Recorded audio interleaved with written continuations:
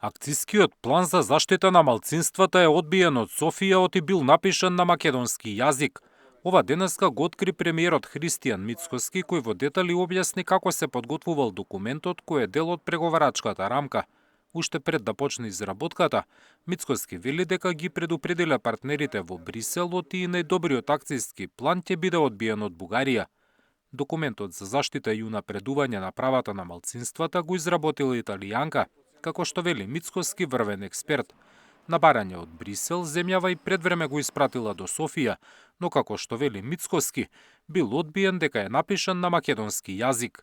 Ако они мислат дека ние ќе го испратиме на друг јазик, ние немаме друг јазик согласно уставот, а тоа е македонски јазик, а тие уште еднашка покажуваат дека нема врска малцинството или бугари во устав. Има многу подлабоки корења нивните барања и многу подлабоки се проблемите и уште еднашка покажуваат дека нивната намера е сосема поинаква.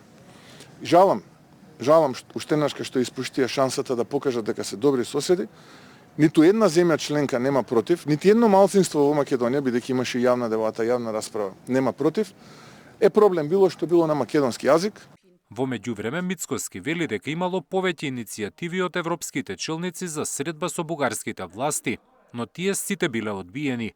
Имаше иницијатива и од претседателката фон дер Лајен и од претседателот Кошта на таква средба да се организира во Брисел.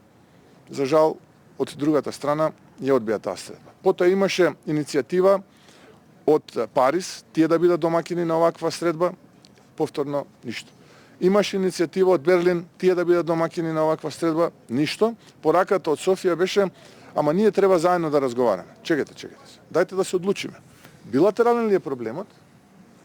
Или ние имаме проблем со Брисел? Ако е билатерален, тоаш вие потврдувате тезата дека го билатерализирате процесот на пристапување, дека нема врска копенхагенски критериуми. Ако е така, да знаеме. Премиерот вели дека во моментов земјава нема никакви контакти со Бугарија, но како што рече, стоиме на располагање било кога и било каде да разговараме и да ги представиме нашите аргументи. Зоран Јаневски, Сител телевизија.